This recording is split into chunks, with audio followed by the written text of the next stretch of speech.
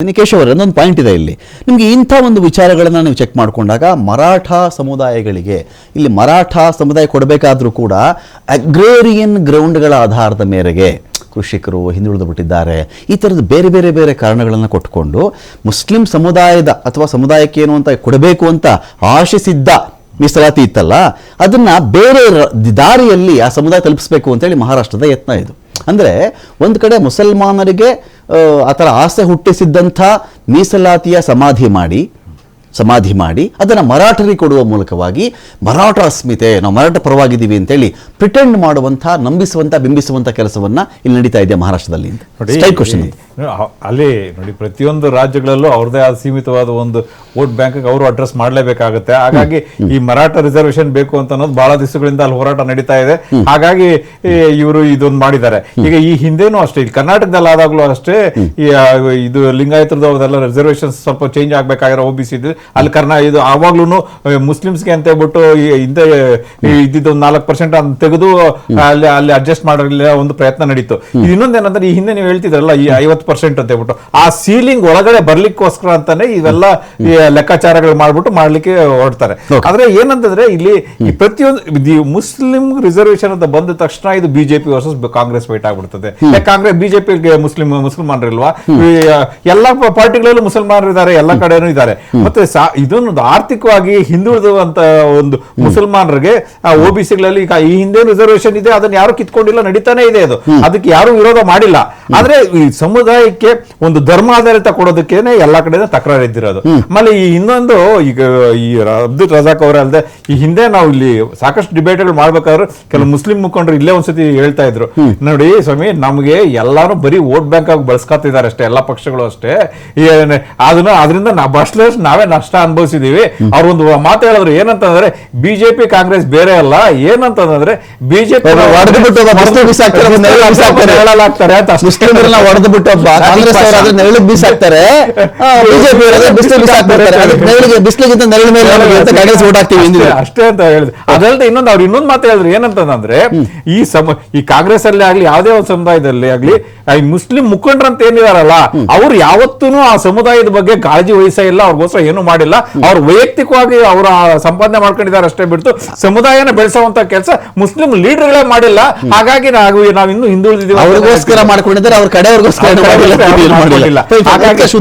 ಒಂದೊಂದು ಕ್ವಶನ್ ಇದೆ ಇಲ್ಲಿ. ಇದು ಹೈಕೋರ್ಟ್ ಇನ್ 2014 ಹೈಕೋರ್ಟ್ನ ಈ ಒಂದು ಪ್ರೊಸೀಡಿಂಗ್ಸ್ ನಾವು ಗಮನಿಸಿದಾಗ ಅವರು ಎಜುಕೇಷನ್ ಅನ್ನೋ ವಿಚಾರಕ್ಕೆ ಸಂಬಂಧಪಟ್ಟಂತೆ ಮುಸ್ಲಿಂ ಸಮುದಾಯದ ಹಿಂದುಳಿದಿರುವಿಕೆಯನ್ನು ಗಮನಿಸಿದೆ. ಅದು ಹೌದು, ಅಕಸ್ಮಾತ್ ನೀವು ಅದರ ಬಗ್ಗೆ ಮೀಸಲಾತಿ ಕೊಟ್ಟರು ಕೂಡ ನಮ್ಮ ತಕರಾರಿಲ್ಲ ಅನ್ನೋ ಧಾಟಿಯಲ್ಲಿ ಅದರ ಅಬ್ಸರ್ವೇಷನ್ ಇತ್ತು. ಇದಾದ ನಂತರ ಬಂದಂಥ ಸರ್ಕಾರಗಳು ಇದನ್ನು ಯಾಕೆ ಮಾಡಕ್ಕೆ ಹೋಗಲಿಲ್ಲ? ಎಜುಕೇಷನ್ ವಿಚಾರ ಮಾತ್ರ ನಾನು ಮಾತಾಡ್ತಾ ಇದ್ದೀನಿ. If the high court in 2014 specifically observed that educational reservation for Muslims was justified by the data, why did successive governments fail to draft a law to protect it? Sir ನೋಡಿ, ಒಂದು ಕೊನೆಗೆ ಕೋರ್ಟು ಕೂಡ ನಮ್ಮ ವಾದಕ್ಕೆ ಕೋರ್ಟು ಕೂಡ ಹೇಳಿರ್ತಕ್ಕಂಥದ್ದು, ಶೈಕ್ಷಣಿಕವಾಗಿ ಸಾಮಾಜಿಕವಾಗಿ ಹಿಂದುಳಿದಿದ್ರೆ ಅವ್ರಿಗೆ ರಿಸರ್ವೇಶನ್ ಅನ್ನ ಕೊಡಬಹುದು ಅಂತ. ನಾವು ಅದನ್ನೇ ಬಹಳ ಸ್ಪಷ್ಟವಾಗಿ ಹೇಳ್ತಿರ್ತಕ್ಕಂಥದ್ದು. ಆಮೇಲೆ ಈಗ ಬಹಳ ಪ್ರಮುಖವಾಗಿ ಏನಂದ್ರೆ, ಒಂದು ಲಾ ಅನ್ನ ತರಬೇಕು ಅಥವಾ ಅದನ್ನ ಇಂಪ್ಲಿಮೆಂಟೇಷನ್ ಮಾಡಬೇಕು ಅಂತಂದ್ರೆ it has its own challenges ಮತ್ತೆ ಪಾಲಿಸೀಸ್ ಅನ್ನ ತರಬೇಕಾಗುತ್ತೆ. ಸೊ ಹಾಗಾಗಿ ಅದು ಮಹಾರಾಷ್ಟ್ರದ ಸರ್ಕಾರ ಆ ಉದ್ದೇಶ ಇಟ್ಕೊಂಡೇ ಇದು ಲೀಗಲಿ ಫೀಸಬಲ್ ಇಲ್ಲ ಅನ್ನೋ ಕಾರಣಕ್ಕೆ ಅದನ್ನ, ಈ ಕಾನೂನು ಸರಿ ಇಲ್ಲ ಅನ್ನೋ ಕಾರಣಕ್ಕೆ ಇದನ್ನ ತೆಗೆದಾಕಿರ್ತಕ್ಕಂಥದ್ದು.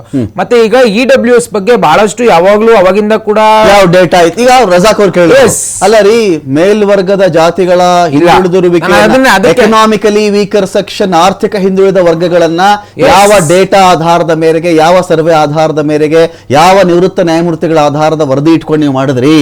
ನಾನು ಅದನ್ನೇ ನೀವು ಒಂಥರ ಮುಸಲ್ಮಾನ್ರಿಗೆ ಈಗ ಕಾಂಗ್ರೆಸ್ ನ ಸುಳ್ಳಾರೋಪ ಏನು, ಇದು ಬರೀ ಮೇಲ್ವರ್ಗ, ಅದೇನು upper caste economically weaker sections ಅಲ್ಲ, ಇಟ್ ಈಸ್ ರಿಲಿಜಿಯನ್ ನ್ಯೂಟ್ರಲ್, ಎಲ್ಲ ಧರ್ಮಕ್ಕೂ ಅನ್ವಯ ಆಗುತ್ತೆ. ಯಾರಿಗೆ 8 ಲಕ್ಷಕ್ಕಿಂತ ಆದಾಯ ಕಮ್ಮಿ ಇದೆ, ಲ್ಯಾಂಡ್ ಹೋಲ್ಡಿಂಗ್ ಲಿಮಿಟ್ ಅಲ್ಲಿ ಇದೆ, ಕಮ್ಮಿ ಇದೆ, ಅವರೆಲ್ಲರೂ ಮುಸಲ್ಮಾನರಾದ್ರು, ಜೈನರಾದ್ರು, ಸಿಖ್ರಾದ್ರು ಇದ್ರಲ್ಲಿ ತಗೋಬಹುದು. 10 ಎಕರೆ 5 ಎಕರ್ಸ್ ಬರುತ್ತೆ ಕಂಡೀಷನ್ಸ್ ಅಲ್ಲಿ. ಸೊ ಅಷ್ಟಿದ್ರೆ ಮುಸಲ್ಮಾನರಿಗೂ ಎಕನಾಮಿಕಲಿ ವೀಕರ್ ಸೆಕ್ಷನ್ಸ್ ಅಡಿಯಲ್ಲಿ ಸಿಗುತ್ತೆ, if they are not under OBC, SC, ST or any other backward classes. ಎಲ್ಲೂ ಇಲ್ಲ. ಇದನ್ನ ಕೋಟ್ ಮಾಡ್ತಿರೋದು ಕಾಂಗ್ರೆಸ್ ಅವರು, ಎಲ್ಲೂ ಮೇಲ್ವರ್ಗದವರು ಅಂತಿಲ್ಲ. ಕಂಡೀಷನ್ಸ್ ಅವ್ರು ಕೊಟ್ಟಿರ್ತಕ್ಕಂಥ ಕಂಡೀಷನ್ಸ್ ಆಸ್ ಪರ್ ರೂಲ್, ಅದು ಅವ್ರಿಗೆ ಅವರು ಅದನ್ನ ತಗೋಬಹುದು ಅಂತ ಬಂದ್ರೆ ಮುಸಲ್ಮಾನರು ಬೇರೆ ತಗೋಬಹುದು. ಮೀಸಲಾತಿಗಳ ಬ್ರಾಕೆಟ್ ಅಲ್ಲಿ ಬರುವವರಿಗೂ ಅನ್ವಯವೇ ಇದು? ಬೇರೆ ಮೀಸಲಾತಿಯ bracket ಅಲ್ಲಿ ಬರುವವರಿಗೂ ಅನ್ವಯವೇ? ಬಹಳ ಸ್ಪಷ್ಟವಾಗಿ ಅದನ್ನೇ ಹೇಳ್ತಿರೋದು ನಾನು. Okay. ಯಾರಿಗೆ ಆದಾಯ 8 ಲಕ್ಷಕ್ಕಿಂತ ಕಮ್ಮಿ ಸರ್, ಇದೆ, ನಾನು ಕೂಡ- ಯಾರಿಗೆ ಲ್ಯಾಂಡ್ ಹೋಲ್ಡಿಂಗ್ ನಾನು ಕಮ್ಮಿ ಕೂಡ ಇದೆ, ಅವ್ರು ಮುಸಲ್ಮಾನರಾದ್ರು EWS ಜೈನರಾದ್ರು ಅಂತ ಸಿಖ್ರಾದ್ರು ತಗೋಬಹುದು. ಪದೇ ಪದೇ EWS ಬಗ್ಗೆ ಯಾಕೆ ಸುಳ್ಳಾರೋಪ ಆಡಿಸ್ತಾರೆ? ನಾನು ಎಲ್ಲಾದ್ರೂ EWS ಹೇಳಿದ್ಯಾ ಧರ್ಮ ಸೆಕ್ಷನ್ಸ್ ಅಂತ?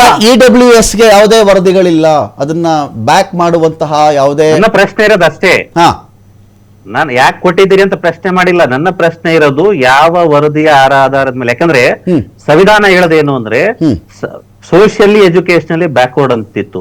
ನೀವು ಎಜುಕೇಶನಲಿ ಬ್ಯಾಕ್ವರ್ಡ್ ಅಂತ ಮಾಡಿದ್ರಿ. ಎಜುಕೇಶನಲಿ ಬ್ಯಾಕ್ವರ್ಡ್ ಯಾರ್ಯಾರು ಅಂತ ನೀವು ಎಲ್ಲಿ ಅಂಕಿ ಅಂಶ ತರಿಸಿಡಿದಿರಿ? ಎಲ್ಲಿ ವರದಿ ಇದೆ ನಿಮಗೆ? ಯಾವ ಸರ್ವೆ ಮಾಡಿದ್ದೀರಿ? ಯಾರು ರೆಕಮೆಂಡ್ ಮಾಡಿರ್ತಕ್ಕಂಥದ್ದು?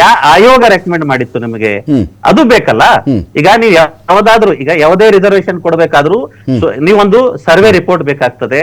ಅವರು ಸೋಷಿಯಲಿ ಎಜುಕೇಶನಲಿ ಎಕನಾಮಿಕಲಿ ಯಾವ ರೀತಿ ಬ್ಯಾಕ್ವರ್ಡ್ ಇದ್ದಾರೆ ಅನ್ನೋದಕ್ಕೆ ಒಂದು ವರದಿ ಬರ್ತದೆ. ಆ ವರದಿ ಆಧಾರದ ಮೇಲೆ ಅವ್ರ ಪ್ರಮಾಣ ಗೊತ್ತಾಗ್ತದೆ. ಇವರು ಗವರ್ಮೆಂಟ್ ಎಂಪ್ಲಾಯ್ಮೆಂಟ್ ನಲ್ಲಿ ಎಷ್ಟಿದ್ದಾರೆ, ರಜಾಕ್ ಅವ್ರೆ, question ಕೇಳ್ಬಿಡ್ತೀನಿ ನಿಮ್ಗೆ. ಹೈಯರ್ question ಕೇಳ್ಬಿಡ್ತೀನಿ ರಜಾಕ್ ಅವ್ರೆ.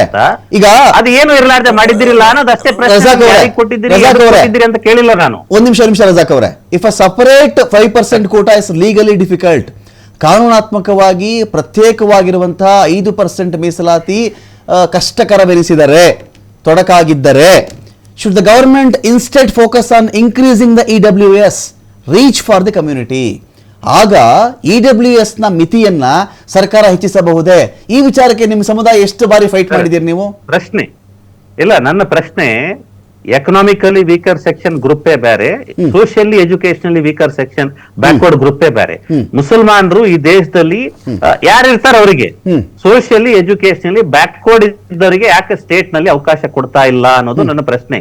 ಈಗ ಎಜುಕೇಶನಲಿ ವೀಕರ್ ಸೆಕ್ಷನ್ ನಲ್ಲಿ ನಮಗ್ ಬರ್ತದೋ ಇಲ್ಲೋ, ಬಂದ್ರೆ ನಾವು ಅಲ್ಲಿ ಕಾಂಪೀಟ್ ಮಾಡ್ಲಿಕ್ಕೆ ಆಗ್ತದೋ ಇಲ್ಲೋ, ಅಲ್ಲಿರ್ತಕ್ಕಂತ ಪ್ರಭಾವಿಗಳ ಜೊತೆಗೆ ನಾವು ಕಾಂಪೀಟ್ ಮಾಡ್ಲಿಕ್ಕೆ ಸಾಧ್ಯ ಆಗ್ತದೋ ಇಲ್ಲೋ ಅನ್ನುವಂತ ಅದು ಒಂದು ಪ್ರಶ್ನೆ.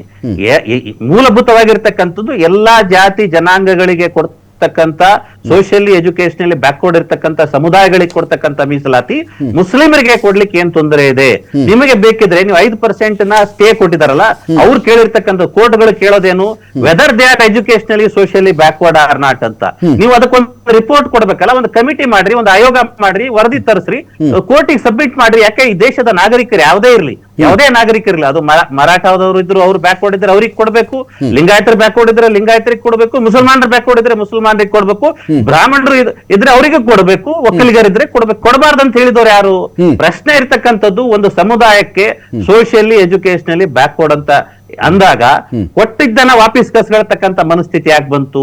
ಯಾವ ವರದಿ ರೆಹಮಾನ್ ಖಾನ್ ವರದಿ ಮೇಲೆ ಕರ್ನಾಟಕದಲ್ಲಿ ಕೊಟ್ಟಿದ್ರು, ಅದಾದ್ಮೇಲೆ ಯಾವ ವರದಿ ಮೇಲೆ ಮುಸಲ್ಮಾನರು ಸೋಷಿಯಲಿ ಎಜುಕೇಶನಲಿ ಅಪ್ಗ್ರೇಡ್ ಆಗಿದ್ದಾರೆ ಅವ್ರಿಗೆ ಕೊಡೋದು ಅವಶ್ಯಕತೆ ಇಲ್ಲ ಅಂತ ಇತ್ತು ಕರ್ನಾಟಕದಲ್ಲಿ? ಅದನ್ನ ವಿಡ್ರಾ ಮಾಡ್ಕೊಂಡ್ರಿ, ರಾತ್ರಿ ನೀವು ಆದೇಶ ಮಾಡಿದ್ರಿ, ಮತ್ತೆ ಸುಪ್ರೀಂ ಕೋರ್ಟ್ ನಾಗ ಹೋಗಿ ಅಫಿಡವಿಟ್ ಹಾಕಿದ್ರಿ, ಇಲ್ಲ ಈ ಜಜ್ಮೆಂಟ್ ಬರೋವರೆಗೂ ನಾವು ಮುಂದುವರಿಸ್ತೀವಿ ಅಂತ ಹೇಳಿ. ಈ ಎಲ್ಲ ಡಬಲ್ ಸ್ಟ್ಯಾಂಡರ್ಡ್ ಗೇಮ್ ಮಾಡೋದ್ರಿಂದನೇ ಮುಸಲ್ಮಾನರಿಗೆ ಬಹಳಷ್ಟು ನೋವಿದೆ. ಯಾಕೆ ನಾವು